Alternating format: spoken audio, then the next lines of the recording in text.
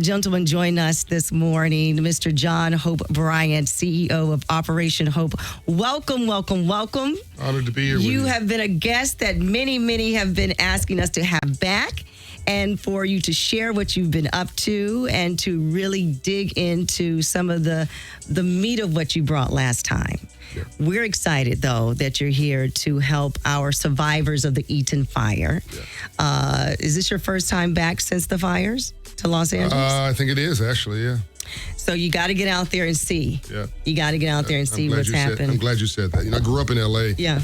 In South Central and all that, so I presume, you know, I know the city. But you're right, I should go before I leave and physically see it myself. I'm gonna do that. So thanks for inspiring me. It's some... You know, we're in devastating times when it comes to those that were affected with the fires. A lot of people there trying to figure it out. Yeah. You know, the rebuild and recovery process will not be easy. It will take years to get back to where we were and to keep growing. There are some families that are saying, you know, this is it for us. We weren't insured. We don't have enough to rebuild. And there's not enough money in circulation that they can get to help them. FEMA has limited resources. If you get money from SBA, you got to pay that back too. But then the process itself is difficult. SBA, FEMA, they won't be here forever.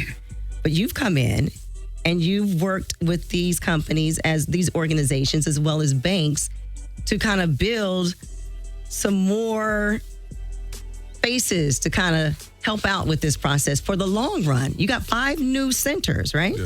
So first of all, we're economic plumbing. Just to be clear, Operation Hope is economic plumbing for Black and Brown America. We've never had plumbing. Yeah. We've had show, but no flow.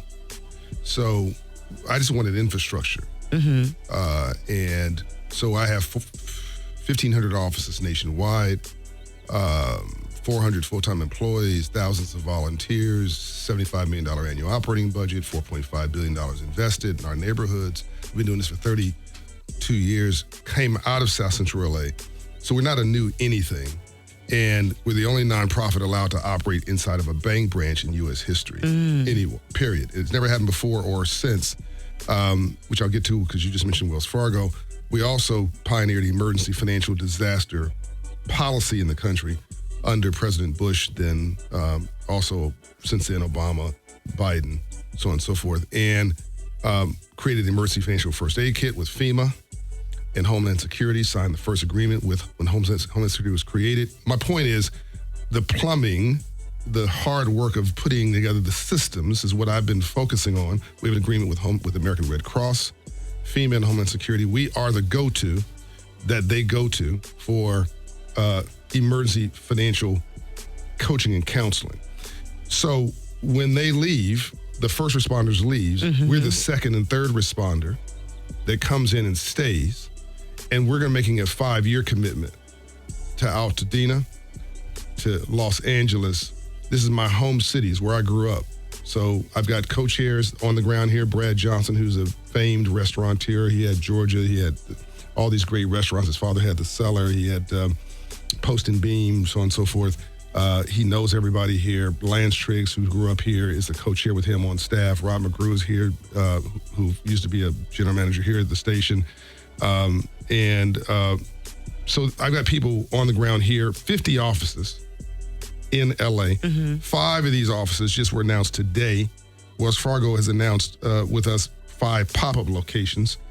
And these are to help the survivors, this right? This is specifically for the survivors of the fires. And some of this is focused around Altadena, where, by the way, the Black homeownership rate in the country is 44% on average, compared to 75% of our white counterparts. The easiest way to build wealth is home ownership. But in Altadena, the Black homeownership rate was double, 81.5%. So it's particularly heartbreaking. So I'm going to get back to what people are saying about losing hope and maybe it should give up, because the answer to that is absolutely no. Absolutely no. I mean, I'll buy the house myself. I'll put the money myself. I'll get somebody to put the money, put it on ice for 12 months. Do not sell, right? Do not sell under any conditions unless you just want to sell. But anyway, let's get back to this. La Cañada Wells Fargo at 555 Foothill Boulevard is open for Hope Inside Project Restore Hope, our disaster recovery working out, and we're gonna coach you with FEMA. We're gonna to make sure you get as much money as you can. We're gonna help you get the earned income tax credit money that you and your family may qualify for. People don't even know about that. That could be as much as $20,000. You don't pay it back. Low interest loans from the SBA. By the way, do not turn down the SBA if they call you talking about I don't own a business. During a disaster, financial literacy now, during a disaster, this U.S. Small Business Administration is in charge of all low-cost rebuilding lending, including renter assistance. They're in charge of home ownership. All that stuff goes to the SBA. Do not turn them down if they call. If they call you, send you a note. Do not push it aside because you don't own a business. It's great that you say that because we've had the SBA, we've had FEMA in. And, we can say it all day long and it really explain to them why it's important that you go ahead and get registered and apply. Even if right now you don't understand your business as far as how it will be economically impacted. Maybe it's not impacted you just yet, but you don't know what it's going to look like 3 or 4 months or 3 years down the line. When they hear that, people always think loan, I got to pay it back, the interest rate and things like that. We've been really trying to force them or get them to understand that those monies are available, not just because you were in this area where there was a fire, but the whole state has declared this is monies that are available to you. And if you don't do that, you may not qualify for something else. Right. And by the way, if you do that, first of all, this is going to be the lowest cost money you've ever seen in your life, other than the 2% mortgages we saw that will never come back again. Right. There was a few years ago, that's not coming back ever. This is going to be similar to that. The low cost money available through SBA is never seen before. Can't get it because it's a disaster. Yeah. Do not turn any of that stuff away. And you want to layer that, some state support, some city support, some earned income tax credits, some grants from Operation Hope, some grants from this, whatever the city has to offer. And we will help walk you through that, but don't say no. You can say no at any time. Don't say no now. Right. You want to say yes. Well, whoever's calling you, the answer is yes. You can always turn it down later. Look, why is it important to say yes? Just get in line. If you had bought this property across from KJLH right now 20 years ago, just said yes because it was there. Now this property would be worth, my guess is, 10 times more. You didn't do anything. You just sat there, but you didn't sell. Right. You make money during the day, you build wealth in your sleep. Compounding. Even with a loan. By the way, let's knock it off with the loans. There's no millionaire. I'm millionaire times whatever, who didn't do it without good debt. Right. There's no billionaire who didn't do it without good debt. There's no city GDP, gross domestic product. There's no growing city of LA, city of Atlanta, where I just came from, that didn't do it. New York, where I just came from yesterday, who didn't do it without good debt. America has one of the biggest debt loads in the world. It's also the biggest economy in the world. So knock it off with, I don't want any debt. If you don't want any debt, you don't want any prosperity. In fact, home ownership, the tax system in America is designed to benefit homeowners. You write off the depreciation. Yes. You get the benefit of the appreciation. You write off the mortgage payments for 20 of a 30-year mortgage, which means you get the money back in your tax return if you do it right. Knock it off. Yeah. If you sell a house, $500,000 of that equity is free to you. No taxes. So when we talk about bad, good debt. Look, I see you on a roll. Hold on. I didn't even get finished with the dang on Pablo locations. Wells Fargo in La Cañada. Wells Fargo in Montrose. That's 2434 Honolulu Avenue. Wells Fargo Hastings Ranch in Pasadena. I'm meeting with the mayor of Pasadena for lunch, actually. Wells Fargo for North Pasadena on Washington Boulevard. Wells Fargo on Pasadena Lake. These are 5 locations that were just committed, and we just announced them today. You can go in and get free, FREE, coaching and counseling from us tied to this 5-year disaster recovery work. And we don't want anything. There's no charge, there's no fee. We're not selling you anything. You don't have to get a service from Wells Fargo. Yeah, this is go in and get treated like you're a private banking client. Okay, I love this. I love this. Something. Look. We got to take a break. But I'm glad that he's here so he can really reinforce what we've been saying. And he is the financial literacy guru. You followed him. Sometimes it takes somebody else to say what we've been saying. We've got him here with us today, John Hope Bryant, CEO of Operation Hope, and how he's going to bring hope to those that's trying to recover and rebuild there in Altadena and surrounding areas. And by the way, I grew up in South Central and Compton. Okay, was good at the morning, bottom quartile of poverty. Now I'm in the top 0.1%. I own 700 homes. Well, owned. I sold the company. I did that through financial literacy. I'm not talking to you about something theoretical. I'm telling you something I did. John, we got to pay these bills, all right, so we can have us some financial. It's a Adai Lamar here, Radio Free 102.3. Commercial. You understand this part, I'll don't you, John? I'll read the commercial all for right, you. KJLH. We are back with our very special guest today, John Hope Bryant, CEO of Operation Hope, financial literacy guru, master of it. This organization has really helped so many people across our nation, but they are using their offices that they already have here to do some more pop-ups for those that have been affected by the fires in Eaton. And as we are so excited and honored that you are here, Mr. Bryant, there are always, John, there's always another side of this coin. Yeah. Well, I had people that were excited about you coming and they knew that you were coming to help those with the Eaton fire. There were a few people in my DMs concerned about your help. You're a self-proclaimed capitalist, descendant of slaves. 100%. Once homeless, now owns 700 homes. Sold that company for a profit. Okay. And so they're concerned that you're coming in as a gateway as an investor on the sly. You're helping, but there's a catch. There's no sly. I'm a capitalist. There's no sly at all. Let me be very clear on this. Okay. Even if you want to distribute the money like a socialist, you got to first collect it like a capitalist.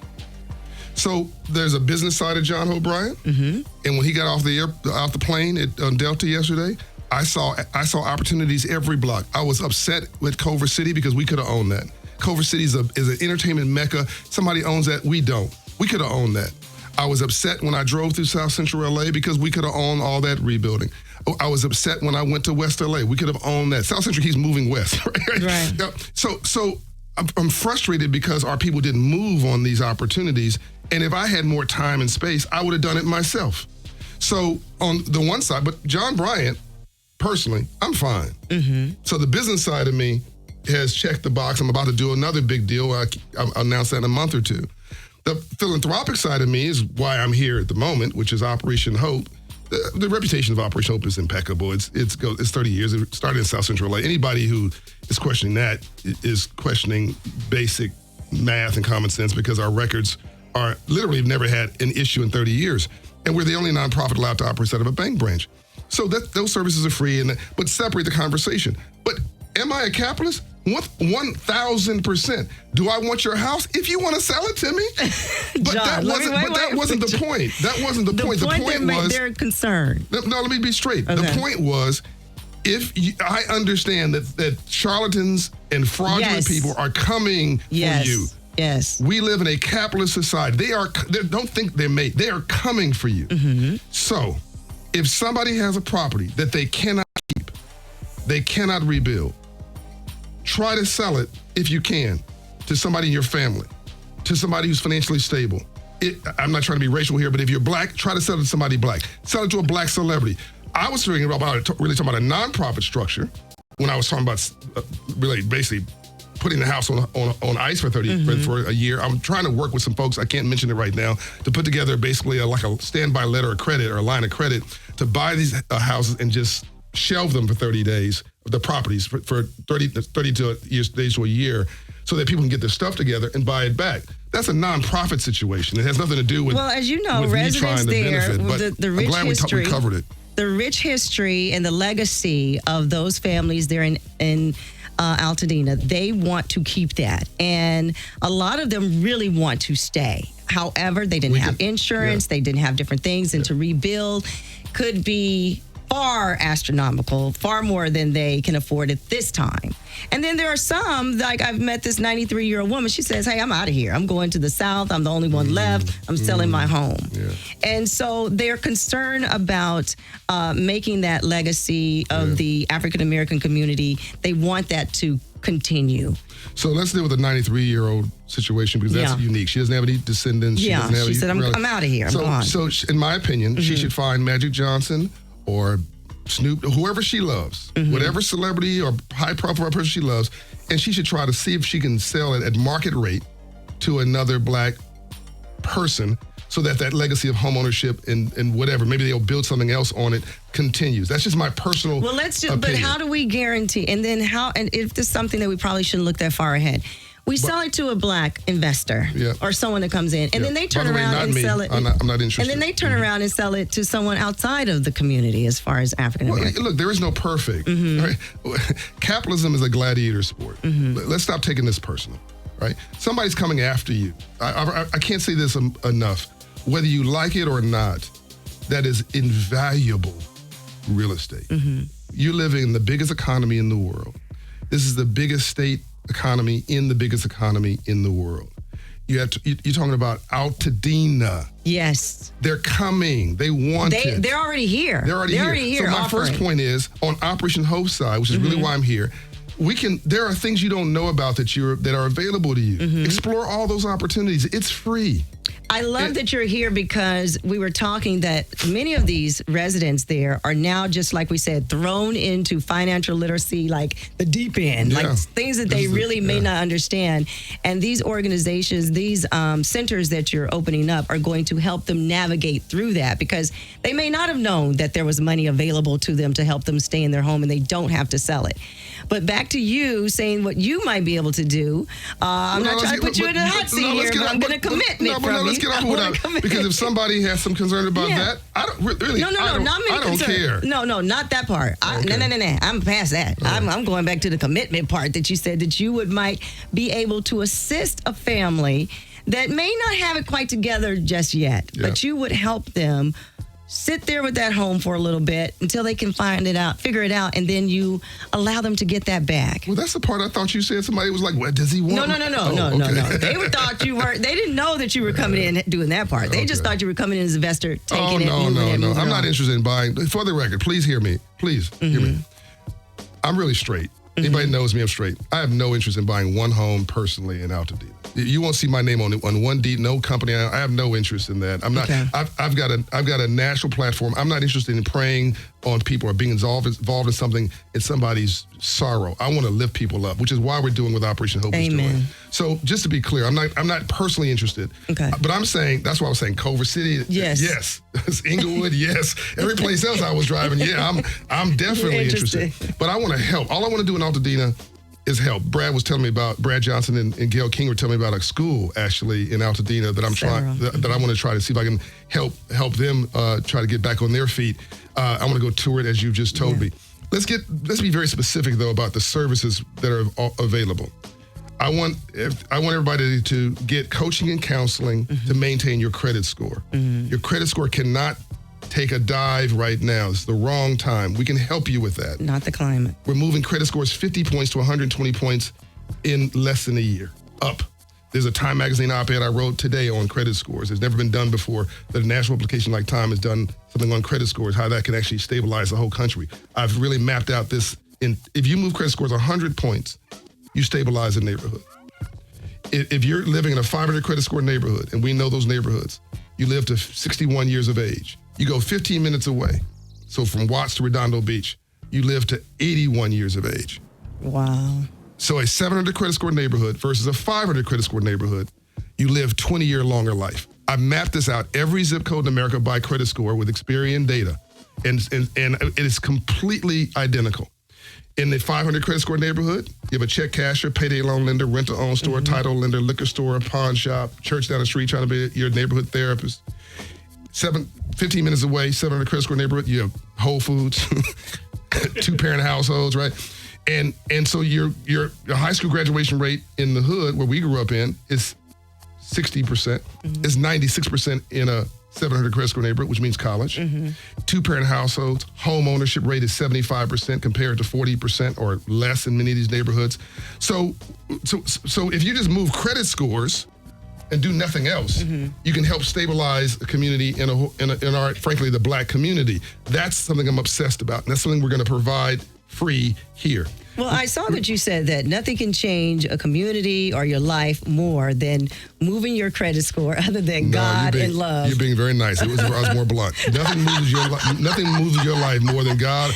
Nothing moves your life or changes your life more than God or love than moving your credit score 120 points. Yeah. And if your day's not about God or love, your day's about money. I mean, we just paid this for this show with a commercial. The show, the song that was on right before we came on was about money. Pay my bills, I mean, think about it. If people really think about it, you can't get in your car without paying for a car note. You can't go to a gas station without paying for the gas. You're sleeping on a pillow. Well, the government didn't give you a pillow.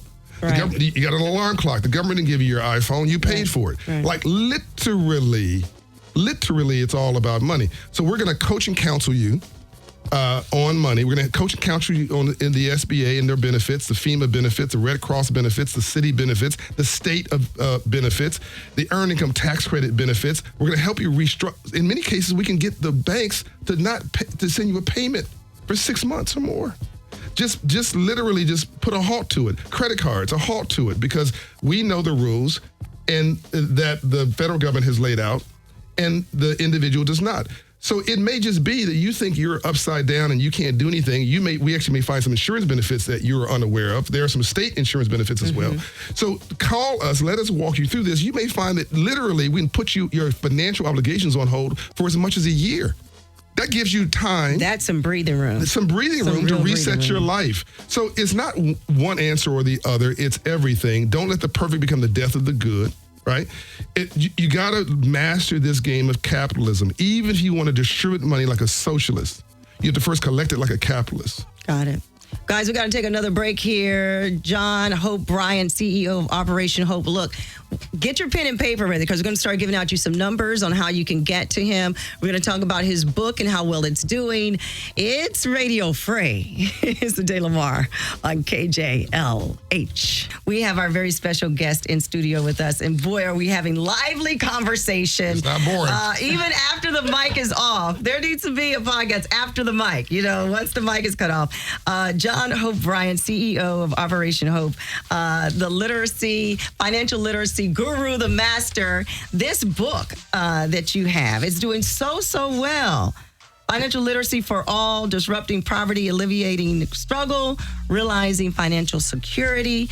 I mean, where can we get it? Everywhere, right?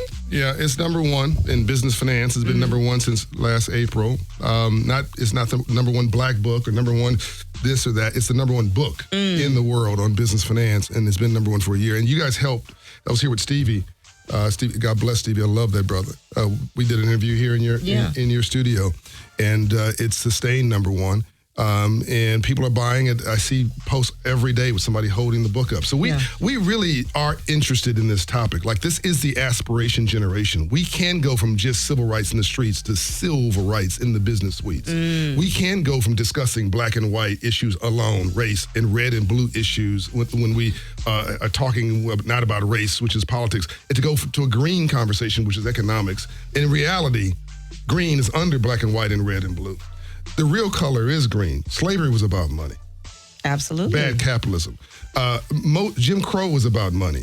The KKK running you off your land was about money. We've been talking about money today. What's going on in Altadena, unfortunately, is about money. It's about money. So this is a conversation. We're not dumb and we're not stupid. It's what we don't know that we don't know that's killing us, but we think we know. Well, if we become experts in the arts, and we've killed it. If we say something's cool in Taipei, it's cool in Taipei. If we say something is cool in Saigon or wherever in the world, it's cool. If we say something is dull and dunce, it's a dull and dunce in North Korea. Why can't we do that? We've done that in sports. We killed the game. We've done it in the arts. We killed the game. We've done it in faith and in politics. What would happen if we say not just Black Lives Matter, but Black Capitalists Matter?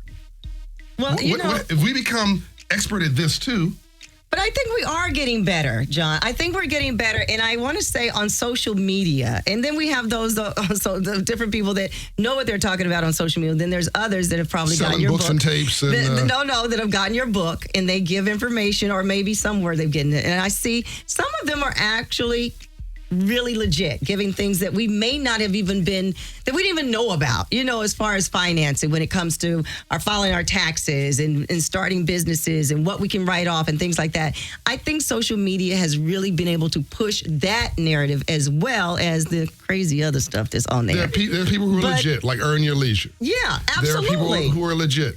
Who are doing this and doing it the right way. Right. But then there are charlatans out there. There's Pookie and them. Yeah. Who are talking about, don't know what they're talking about. Getting rich and all this kind of stuff and are selling you a seminar. Right. And so you need to make sure that who you're talking to is qualified. Yes. I come to you not as a motivational speaker. I come to you as a businessman and an entrepreneur who can speak. Yes. I have a payroll of a couple $1 million every 2 weeks. Let's get into this for a second. so I'm running a real business, and I have a balance sheet. People can pull down my tax returns for my nonprofit. As I've already said, $4.5 billion invested, $75 million annual budget, 88% of every dollar goes to help our people. So if somebody is legit, you should be able to check them out. Right. And if you can't check them out and they won't give you information, you probably shouldn't be trusting them. Well, John, we only have you for a limited time, so I'm trying to get as much information as I can from you, okay? You're setting me off. You keep triggering me. You're the one triggering me. Well, let's talk about this. We talked about this off the air, but I really want to talk about it.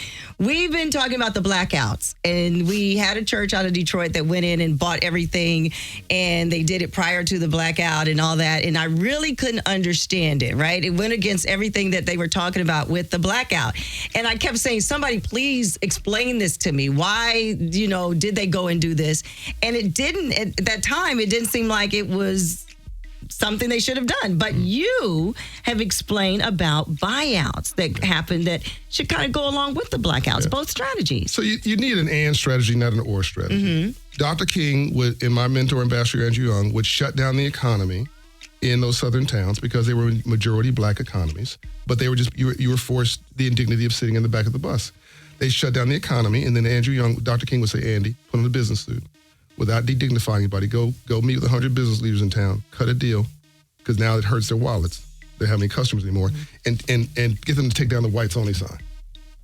And when he did that and got them to hire people, that was called success. And he said, I want you to leave them with their dignity. So it has to be win-win, not win-lose. Why? Talk without being offensive, listen without being defensive, and always leave even your adversary with their dignity. If you don't, they'll spend the rest of their life working to make you miserable. My point is, the strategy has to have an outcome. The setup should have a payoff.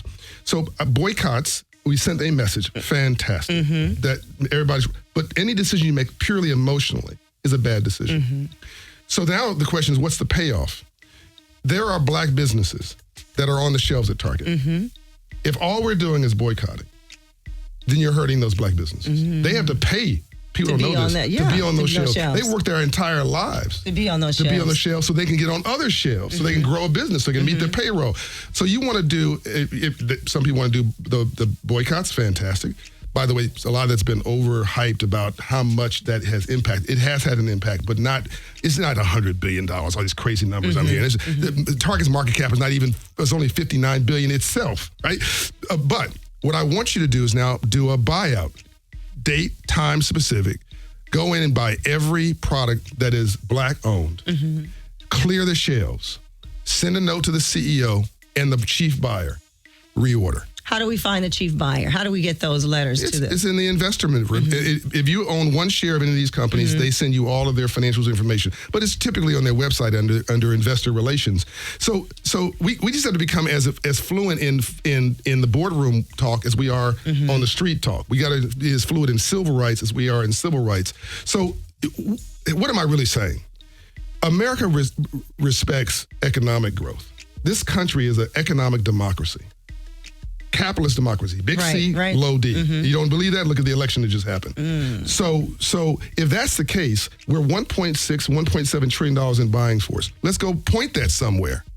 Let's become homeowners, because when you do that, you're hiring a nerdery. You're getting a title insurance policy. You're hiring a painter, a landscaper, a roofer. Make sure they look like you if you can. Full circle. Now you're paying taxes. Now because you're paying taxes, now you want to vote, right? Now because nobody washes rental cars. Right. Now you're a homeowner. Now you got a mortgage. Okay. Now you got a relationship with a bank. Now you're concerned about your credit score. Now you're building equity. Now you're building equity because the tax policy is designed around home ownership.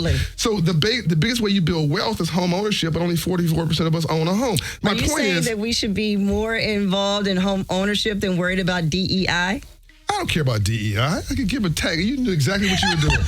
I could care. As soon as I said, I nudged him. I'm like, go get him. In the heck? This just drives me nuts. Black people are fifth on the list.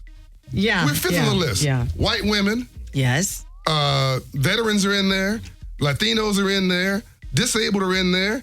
They should be protesting. Why we're fifth on the list? Why are we the poster child for DEI? By the way, that was their intention. They knew we get emotional and make those moves. And they wanted to be about black because there's an undercurrent in this whole situation around race. Racism. Mm-hmm. I don't care about DEI. I did this interview with Cam Newton. It's gone viral. I love diversity. See, this is my non-emotional response. Mm-hmm. There's not enough college-educated, successful white men to drive GDP, gross domestic product, for the next 20 years. That's not my emotions. That's not nothing to do with race. It's math. You need black people, Latinos. You need Asians. You need women are a third of the economy. Nobody knows that. Mm-hmm. Women were denied. You couldn't have a bank. Your mother and my mother couldn't get a bank account in 1972. Right. Could not get a loan without cosign from the husband in not 1872, 1972. We have the same ridiculous conversation in this country. And people, women shouldn't have rights. Luckily, wisdom prevailed. Women are now a third of the economy. If we didn't do that, we'd be a third world nation today. Think about when you fill out your contract. It's like single woman. You got to say. But now women. But that's now a positive thing. Yeah. I'm saying. You're not black, you're green. Mm-hmm. If you get your credit score to 700 plus, you're green. You go to that computer at midnight, it's not asking your race or whether you're a female or a male. That computer at midnight, you want a mortgage or you want a line of credit yes, approved. That's a different language. Now let's talk another language, good and bad debt, because I only have you for a few more minutes. Look, people we could have stayed on D, and we could have stayed on that one. For I know, we could have. Look, okay, so when you tell people to go and purchase homes and you give them all the benefits of the equity and different things that they have, the tax write-offs and things like that, a lot of people are like, no, I don't want that much debt on me. I don't want this.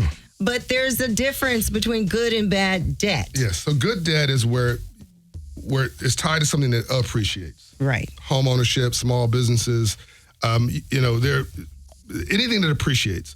Bad debt is tied to something that depreciates. Financing jewelry, financing clothes, shoes. 28%. The average credit card interest in this country is $1.1 trillion of credit card debt in this country. By the way, by all Americans, the average American has $7,000 of credit card debt. The average interest rate is 28.5%. Oh my goodness. That means for every dollar you charge, basically 30 cents of it is like sharecropping, right? Mm-hmm. So you need to be paying for something, financing something, and jewelry has like an 80% markup on it. So that's a double whammy. Yep. I want you to buy something that if you buy it will appreciate. And as I said, I think on air before, there's not a millionaire, a multimillionaire, a billionaire, or a growing city that does not have good debt. Mm-hmm. So don't be afraid of debt. Be afraid of stupid debt, bad debt. And stop listening to stupid people with bad advice. If you hang around 9 broke people, you're going to be the 10th. That's why I want you to go to Operation Hope and talk to one of my coaches and let them serve as your private banker. And by the way, I'm just going to say right now, I can do this because I'm the CEO, I'm the founder, chairman, and I can. I'm going to commit $250,000 of in-kind grants today to your listeners. What? If they go through you guys, okay, we're going to do, I guess, I'm going to say $100,000 worth of $5,000 coaching scholarships, which we're going to go in depth on your credit report. Talk to your creditors. Negotiate with step by step, a journey with the coach. A $5,000 1-year scholarship. I'm going to do $100,000 worth of that. And I'm gonna do. Dang, I give $200,000. My man tells me I got 1 minute. Y'all gangsters. Stevie Wonder ain't playing over here. Hey, we're capitalists too. We're capitalists. Exactly. We're capitalists So did I say 200,000 or 250? What did I do? 250. Don't go. What you talking about? 250. I'm gonna do $150,000 of 1 MBB. So Shopify committed $190 million to us to create 1 million new black businesses in America. By the way, why isn't anybody attacking Shopify? Why? Not only did they commit $130 million, then they doubled down and put another $60 million in December after the election. No one said a word to Shopify, biggest company in Canada. Why? I said, Shopify, what are you about? Well, we have 3% of shops that are blacks. We want 10% of shops that are black. We want more customers. This is the way to go about it. It's called inclusive economics. Why do you want more customers? Because it grows your GDP, grows your balance sheet. Well, your customers are reflective of of how you run the company. So now you want employees who speak to those customers. So now you want to hire black and brown people who can speak to this new customer base. Like, we got it backwards. If we go to the dollar, to the economics, and work backwards, then we prove ourselves because we're excellent, not because we're black. We got to stop making an emotional argument, make a business argument. So I'm going to commit $150,000. I guess that's $25,000. Wait a minute, did you say 150, 250? I thought I heard 250 total. Follow the math now. Hey. $100,000 of scholarships at $5,000 each. Okay. And 6 businesses that it could be an existing business. I'll give you a free domain name, free website, free Shopify account for 6 months. I'm glad free we have all cameras rolling with this. Free delivery systems. 2 hours with an attorney, 2 hours with a banker, 2 hours with an accountant. Okay, now you're about to get me in trouble with Stevie Wonder because I got to get to this break. John Hope Bryant, CEO of the Operation Hope. It's been a pleasure to have you here. Give us a number where they can get. No. I love it. More time next time. Tell us, how can we get our business involved with you? The businesses can get in touch with you so they can get involved. And then we're going to have them back to tell us how it's going. So they can go to operationhope.org to just get services, and Project Restore Hope LA. They can just search that on the internet. You can follow me in Operation Hope at John Hope Bryant, at Operation Hope on all social media platforms. We had like 800 million views in the last 2 years alone. Let's get a business code together, KJLH, so they can say that they heard it here. So I want the folks who want these scholarships to come through you. Okay, we'll figure out a code. Okay. They come through you. My team will do all the work. Sounds good. Right. I love you guys. You got to come back. We love you. Thank you for what you're doing. We can do this. We've been doing so much with so little for so long. We can almost do anything with nothing. Look at Stevie Wonder's story. Look at all these up from nothing stories. My mother worked an hourly job and died with $1 million net worth and an 850 credit score. She wasn't black. She was green. So if she can do it, if Stevie can do it, then you can do it. All right. It's Adai Lamar Radio Free 102.3. It's KJLH.